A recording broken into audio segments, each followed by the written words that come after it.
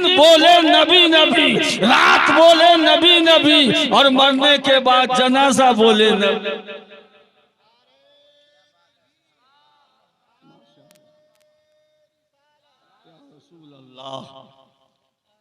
आप और हम जिस नबी की अकीदत और मोहब्बत में यहाँ बैठे हुए हैं ना, हमारे नबी से जो हमारी अकीदत है, हमारी मोहब्बत है, उसकी दास्तान है, तारीख है, लेकिन हमारा ये मौजू नहीं है।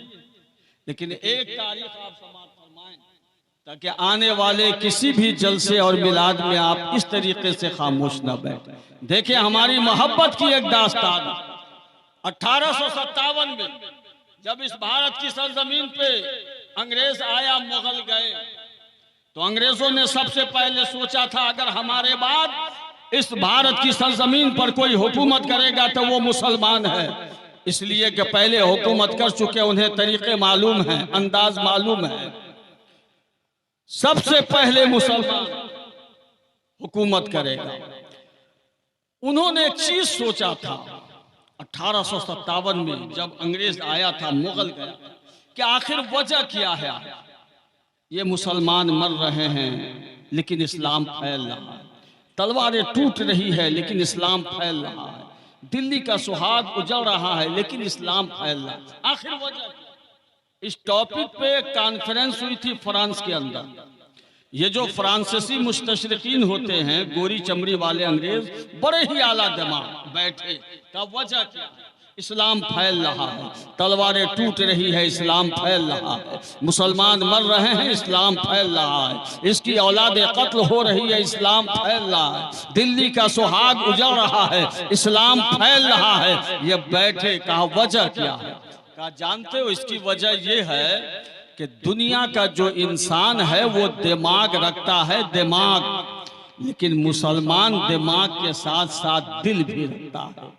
एक मोहब्बत भरा दिल, अपने नबी की उल्फतों मोहब्बत से भरा हुआ दिल का, तुम उसकी मिसाल ऐसे समझो, दुनिया का कोई क्रिश्चियन, कोई ईसाई जब अपने मुल्क को छोड़कर दूसरे मुल्क में जाता है तो उसका नाम बदल जाता है। अगर वो पाकिस्तान में जाता है तो उसका नाम या तो अब्दुल्ला होता है या अब्दुल मसीह होता है। अगर हिंदुस्तान में आता है तो उसका नाम या तो राम होता है या कृष्ण होता है। लेकिन दुनिया के मुसलमानों की अकीदतों मोहब्बत का जायजा लो, वो दुनिया के किसी कोने में चला जाए, उसका नाम या तो गुलाम नबी होगा या गुलाम मोहम्मद होगा या गुलाम रसूल होगा। तो जो कौम अपने नबी से नाम के रिश्ते को नहीं तोड़ सकती है, फिर वो कौम अपने नबी से दिल के रिश्ते को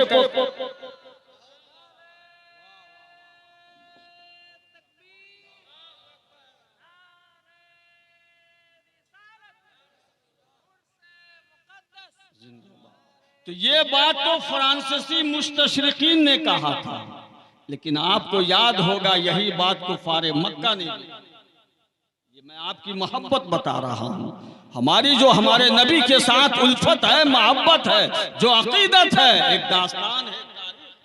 आप अपनी तारीख को याद करो और याद करके जाओ। ये बात तो फ्रांसीसी मुस्तशरिकीन ने कहा था, लेकिन यही कुफारे मक्का ने भी कहा था। जब मेरे मुस्तफ़ा ने अपने मानने वाले सहाबा से फरमाया था, मेरे सहाबियों, एक वक्त आएगा कि कैसर किसरा की हुकूमतों के तुम परख से उड़ा दोगे, उसकी दौलतें तुम्हारे कदमों पे निसार हो जाएंगी। तो कुफारे मक्का ने सोचा इस नबी को हो क्या गया है जो कैसर व किसरा दुनिया की इतनी बड़ी ताकत के परखचे उड़ाने की बातें कर रहा है, आखिर इसे हो क्या गया। इन्होंने कितनी बड़ी फौज बनाई है, कितना बड़ा किला बनाया है, कितने सारे आलाते हार्ब इकट्ठे किए हैं। इस बात की तहकीक के लिए अपने एक ज़हीन आदमी उरवा बिन मसूद को भेजा। वो उस वक्त मुसलमान नहीं हुआ था, बाद में हुए हैं वो मुसलमान। उरवा बिन मसूद कहा कि जाओ उस नबी की बारगाह में पता लगा करा उन्होंने कितनी बड़ी फौज बनाई है, कितना बड़ा किला बनाया है, कितने सारे आलाते हार्ब इकट्ठे किए हैं। अरब का वो ज़हीन आदमी उरवा बिन मसूद आया है।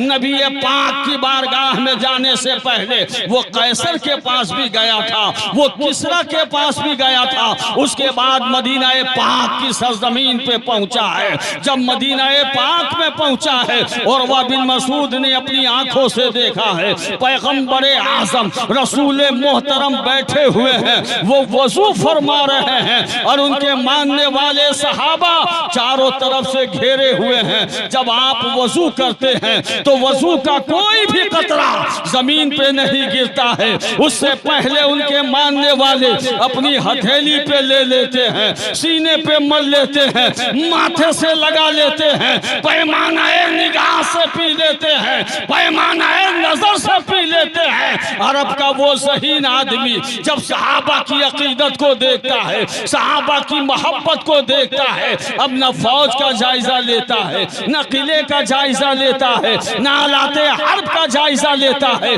बल्कि अपनी कौम में पहुंचा है। वो कौम जो उसका इंतजार कर रही थी। कुफारे मक्का ने पूछा था, गए थे रसूल पाक की बारगाह में? कहा हाँ हाँ। सुनो, एक कुफारे मक्का गए थे रसूल पाक की बारगाह में, लेकिन उन्होंने जो फरमाया है वो होकर रहेगा। उनके मानने वाले सहाबा ये कैसर को भी फतह कर लेंगे, ये किसरा को भी फतह कर लेंगे। कैसर किसरा की दौलतें उनके कदमों पे निसार हो जाएंगी। तो कुफारे मक्का ने पूछा, क्या बहुत बड़ी फौज बनाई है? कहा नहीं नहीं। कहा बहुत बड़ा किला बनाया है? कहा नहीं नहीं। कहा बहुत सारे आलाते हर्ब इकट्ठे किए हैं? कहा नहीं नहीं। तो कुफारे मक्का ने कहा, फिर तुमने कैसे पता लगा लिया कि उनके मानने वाले ये कैसर किसरा को फतह कर लेंगे? तो अरब का वो ज़हीन आदमी जवाब देता है, ए कुफारे मक्का, रसूल पाक की बारगाह में जाने से पहले मैं कैसर के पास भी गया था, मैं किसरा के पास भी गया था, लेकिन जब मैं कैसर किसरा के पास पहुंचा तो मैंने देखा जब तक कैसर किसरा तख्त पे होता है एहतराम किया जाता है, ताज पहने होता है एहतराम किया जाता है, लेकिन जब तख्त से उतर जाता है आंखों में सलाइयां फेर दी जाती है। लेकिन रसूल पाक को हमने देखा है तख्त नहीं बिछाया गया है, ताज नहीं पहने हुए हैं, बल्कि बोरिया नशी है, वो चिटाई पे बैठे हुए हैं। लेकिन उनकी बादशाहत का आलम यह है, जब वो वजू करते हैं तो वजू का कोई भी कतरा जमीन पे नहीं गिरता है, उससे पहले उनके मानने वाले हथेली पे लेते हैं, सीने से लगाते हैं, माथे से लगाते हैं, पैमाना निगाह से पीते हैं, पैमाना नजर से पीते हैं। एक कुफारे मक्का सुन लो, जो कौम अपने नबी के वजू के पानी को जमीन पे गिरना बर्दाश्त नहीं कर सकती है, वो कौम अपने नबी के खून को जमीन पे गिरना कैसे बर्दाश्त कर सकती है? रसूल पाक ने दीवानों की फौज तैयार की है। दुनिया फरजानों से टकरा सकती है, लेकिन दीवानों से टकराना ये लोहे के चने चबाना है। दुनिया का जब कोई शख्स चला करता है वो रास्ते भूल जाया करता है, लेकिन रसूल पाक का दीवाना चलता है, दुनिया पुकार उठती है, ये नबी का दीवाना जा रहा है। वो जहां बैठ जाता है वो मंजिले मंजिले शाहरा बन जाया करती है। इसीलिए डॉक्टर इकबाल ने कहा था, दीवान गानेश के मोहम्मद को देखकर घबरा गई है गर्दिशे दौरा, कभी कभी गर्दन में हाथ डाले हैं माहो नजूम ने गुजरा ही हदों से मुसलमान।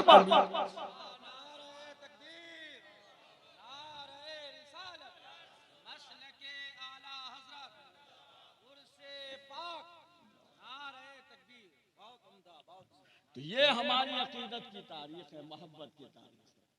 हम उस नबी की मोहब्बत में आए हैं, हम कोई एक शख्स को देखने के लिए या उसकी गुफ्तगू को सुनने के लिए नहीं आए, अपने नबी की मोहब्बत में आए। लोग आए चले गए, अब थोड़ी सी गुफ्तगू हो, मेरा टाइम खत्म हो गया, मेरा वक्त खत्म हो गया जो आधा घंटा दिया गया था। अल्लाह रब्बुल इज्जत इरशाद फरमाता, या अय्युहल्लज़ीना आमनु तक़ुल्लाह व कुनू मअस सादिक़ीन। ऐ ईमान वालों, अल्लाह से डरते रहो। तीन चीजें हैं इसमें अल्लाह जो फरमा रहा है। सबसे पहले ईमान वालों से कह रहा है, या अय्युहल्लज़ीना आमनु, ऐ ईमान वालों, इत्तक़ुल्लाह, अल्लाह से डरते रहो। वकुनु मा सादिकीन, और सच्चों के साथ हो जाओ। ठीक। दूसरे मकाम पे अल्लाह फरमाता है वस्बिर नफ्सिका मअल्लज़ीना यज़कुरूनल्लाह क़ियामन व क़ुऊदन व अला जुनूबिहिम। ऐ इंसान, अपने नफ्स को उन लोगों से मिला ले जो अल्लाह ताला को उठते बैठते याद करते रहते हैं, यानी बुजुर्गान दीन से। यहाँ पे दो बातें हैं। पहली आयत पाक में अल्लाह मैयते जस्दी का हुक्म दे रहा है, तुम अल्लाह वालों की मैयत को इख्तियार करो, उनकी रिफाकत को इख्तियार करो, उनके हाथ में हाथ देकर उनकी विलायत को तस्लीम करो। और दूसरे मकाम पे अल्लाह फरमा रहा है कि सिर्फ इसी पे इक्तिफा मत करो, यहाँ मैयते रूहानी का हुक्म दिया जा रहा है, तुम अपनी रूह को, अपने नफ्स को उन लोगों के साथ मिला लो जो अल्लाह को उठते बैठते याद करते रहते हैं। ठीक है, दो बात।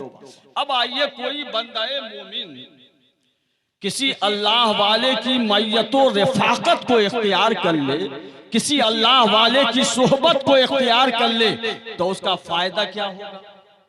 तो उसका फायदा ये होगा कि अल्लाह के नबी ने फरमाया अल मरउ मआ मन अहब्ब, जिसको जिससे मोहब्बत होगी कयामत के दिन वो उसी के साथ, जिसे दुनिया में जिससे मोहब्बत होगी वो कयामत के दिन उसी के साथ होगा। क्या मतलब?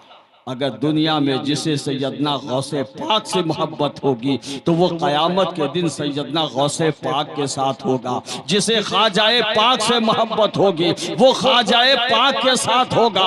दुनिया में जिसको जिससे मोहब्बत होगी वो उसी के साथ होगा। क्या मतलब? जिसे आला हजरत से मोहब्बत होगी वो आला हजरत के साथ होगा। जिसे हुजूर अख्तर रजा से मोहब्बत होगी वो हुजूर अख्तर रजा के साथ। अगरचे गुनाहगार सही, लेकिन हर सुन्नी का दामन किसी न किसी पीरो फकीर के दामन से वाबस्ता जरूर है। और इंशाअल्लाहुल अजीज कल कयामत के दिन ये वाबस्तगी अल्लाह की मर्जी हुई तो हमें जन्नत। अच्छा, कुछ लोग ऐसे भी हैं जिसे दुनिया में कोई किसी पीर किसी फकीर के साथ कोई अकीदत हो कोई मोहब्बत नहीं, फिर उनका क्या हाल होगा? मौलाना रूम फरमाते हैं हर के खाहद हम नशीनी बा खुदा ऊ नशीनत दर हुजूर औलिया। जो शख्स के ये चाहता हो कि मैं अल्लाह ताला के पास बैठूं, मौलाना रूम फरमाते हैं हर के खाहद हम नशीनी बा खुदा ऊ नशीनत दर हुजूर औलिया। जो शख्स के ये चाहता हो कि मैं अल्लाह ताला के पास बैठूं तो उसको चाहिए कि वो अल्लाह वालों की सोहबत को इख्तियार करे। क्यों? यक जमाना सोहबते बा औलिया बेहतर अज सद साला ताते बेरिया। अल्लाह वालों के पास एक लम्हा बैठना ये 100 साल की मकबूल तरीन इबादत से अफजल व बेहतर। हम अल्लाह वालों से अकीदत क्यों करते हैं, मोहब्बत क्यों करते हैं, उसका फायदा क्या है? कुछ फायदा तो होनी चाहिए ना। आइए थोड़ा सा सुन लीजिए। देखिए, बाजारों में जो है दूध पैसों से बिकता है ना, और पानी की कोई कीमत नहीं, जगह जगह नल लगे हुए हैं, आप निकाले पीजिए, ये अलग सी बात है। अपनी शान को दिखाने के लिए हम बिस्लरी का इस्तेमाल करें, लेकिन पानी के नल जगह जगह लगे हुए हैं, दूध पैसों से बिकता है। लेकिन अगर कोई कौम का दुश्मन दूध में पानी को मिला दे तो अब पानी दूध से कहता ए दूध तेरी तो बाजार में कीमत थी मगर मेरी कोई कीमत नहीं, बता अब मेरा क्या हाल होगा। इसलिए कि मैंने तेरी सोहबत को इख्तियार करके मैं तेरे अंदर सरायत कर गया, तो अब मेरा क्या होगा। तब दूध पानी को जवाब देता है, सुन, जब तक तू मुझसे अलग था तेरी कीमत नहीं थी, जब तक तू मुझसे जुदा था तेरी कीमत नहीं थी, अब चूंकि तुमने मेरी सोहबत को इख्तियार कर लिया है तो अब बाजार में जो कीमत मेरी होगी वही तेरी। इसीलिए अल्लाह वालों की सोहबत इख्तियार करते हैं, उनकी मैयत और रिफाकत को इख्तियार करते हैं। आपने देखा होगा कि एक दर्जी की दुकान पर अगर 1000 रुपए गज वाला गरम कोट का कपड़ा हो, कभी वो दर्जी की दुकान पे कटा फटा पड़ा रहता है, कभी धोबी की दुकान पर उलट पुलट होता रहता है, लेकिन अगर 10 रुपए गज वाला मामूली सा खद्दर वो कुरान का जुज़दान बन जाता है, कुरान का खिलाफ बन जाता है, तो आतिफे गैबी से आवाज आती है, अब इसे भी तुम पाक हाथों से ही सोहबते साले तोरा साले कुनर, सोहबते ताले तोरा ताले कुनर। अच्छों की सोहबत तुझे अच्छा बना देगी, बुरों की सोहबत तुझे बुरा बना। अच्छा, हम लोग तो इंसान है, जानवर अल्लाह वालों की सोहबत को इख्तियार करके जब जन्नत का हकदार बन सकता है, तो हम लोग क्यों नहीं बन सकते? तफसीरे कबीर की रवायत है, आप सुने, और कुरान शरीफ के अंदर सूरह कहफ में भी इसका जिक्र आया है। असहाबे कहफ के कुत्ते का जिक्र आया है।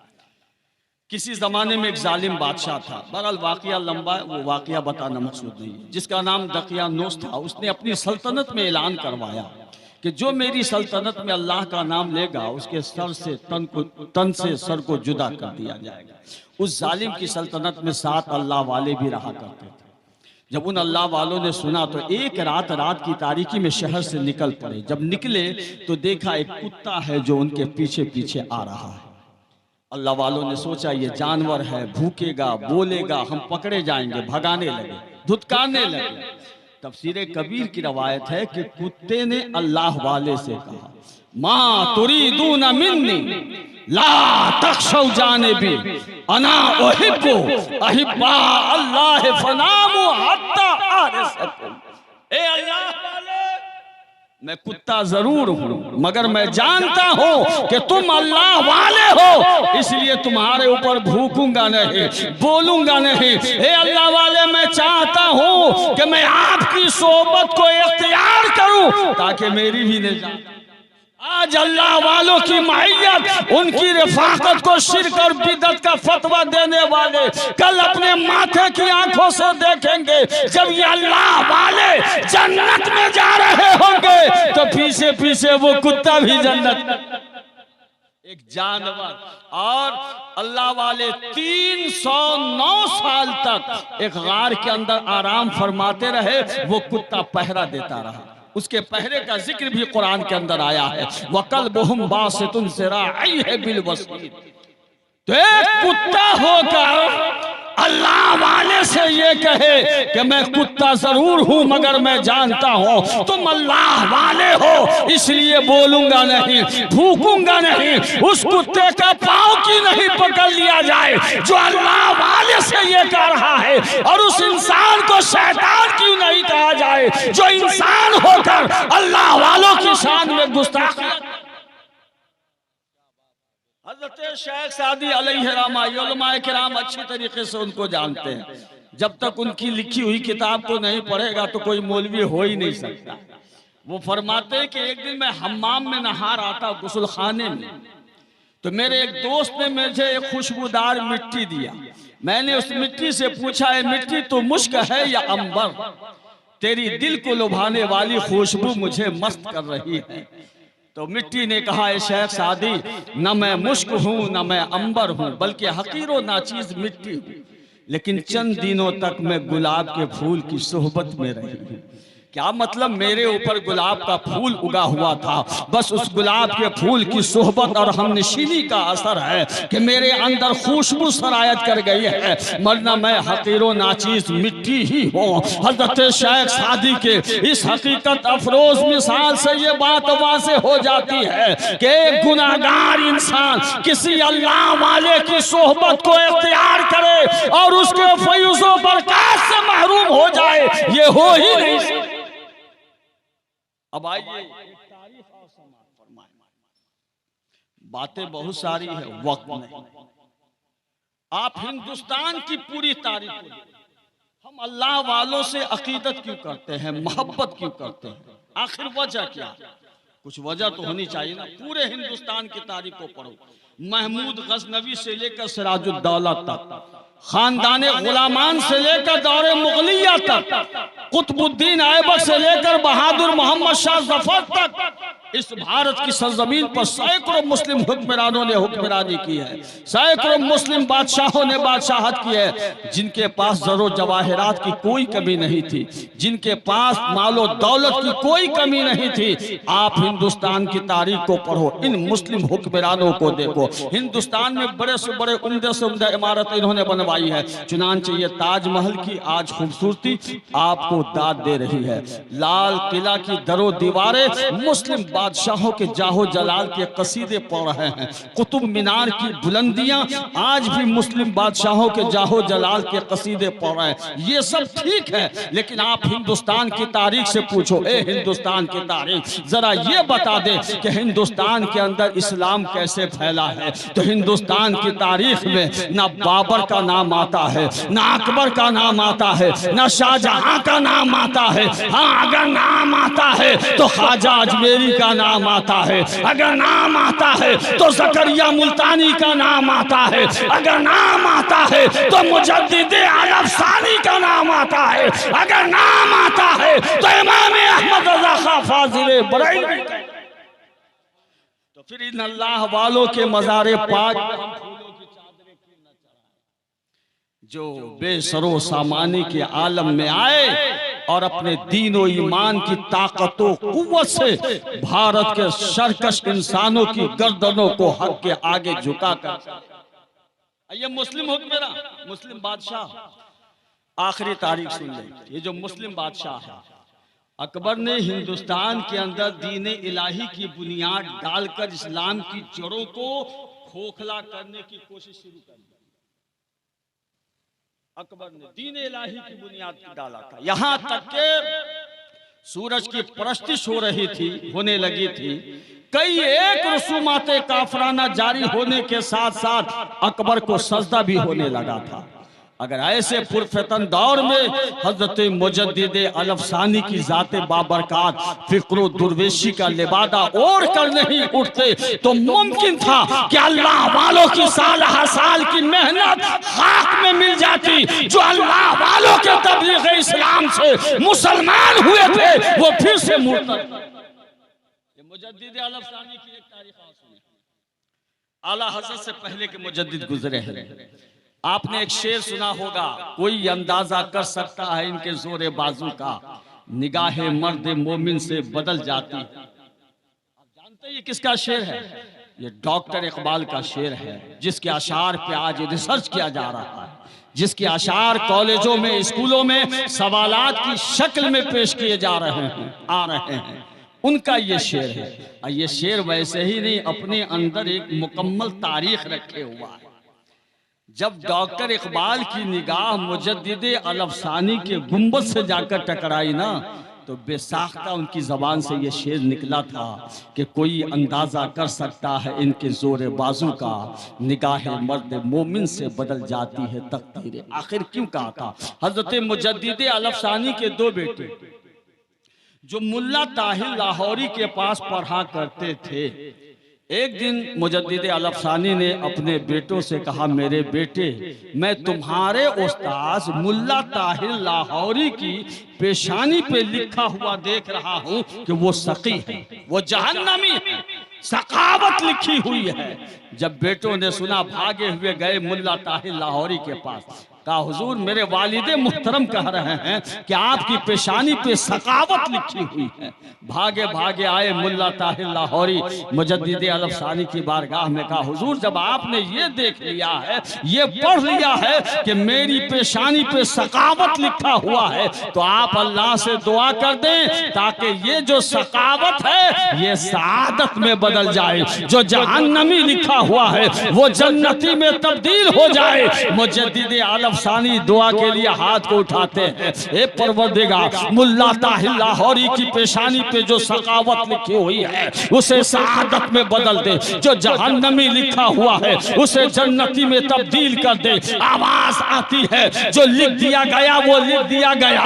जब आपने सुना तो अपने दुआ के तरीके को बदलते हैं, दुआ के अंदाज को बदलते हैं। अब रब की बारगाह में दुआ करते हैं, ए परवरदिगार, सैयदना गौसे पाक को तेरी बारगाह बारगाह में जो महबूबियत का दर्जा हासिल है, उस गौसे पाक के तवस्सुल से मुल्ला ताहिर लाहौरी की पेशानी पर जो सखावत लिखा हुआ है सआदत में बदल दे, जो जहन्नमी लिखा हुआ है उसे जन्नती में तब्दील कर दे। दुआ कर रहे होते हैं, निगाह लौहे महफूज में पहुंचती है, क्या देखते हैं कि जो सखावत लिखा हुआ था वो सआदत में बदल गया है, जो जहन्नमी लिखा हुआ था वो जन्नती में बदल गया है। इसीलिए डॉक्टर इकबाल ने कहा था, कोई अंदाजा कर सकता है इनके जोरे बाजू का निगाहे मर्द मोमिन से बदल जाती है। वमा अलैना इल्लल बलाग वस्सलामु अलैकुम। काबे के बदरुद्दोजा तुम पे करोड़ों दरूद, तैयबा के शमसुद्दोहा तुम पे करोड़ों दरूद, शाफ़ए रोज़े जज़ा तुम पे करोड़ों दरूद, दाफ़ए जुमला बला तुम पे करोड़ों दरूद। हबीबी या रसूल अल्लाह, और कोई गैब क्या तुमसे नेहा हो भला, जब न खुदा ही छुपा तुम पे करोड़ों दरूद। काम वो ले लीजिए तुमको जो राजी करे, ठीक हो नामे रज़ा तुम पे करोड़ों दरूद। मुस्तफ़ा जाने रहमत पे लाखों सलाम, शमे बस में हिदायत पे लाखों सलाम। वस्सलाम।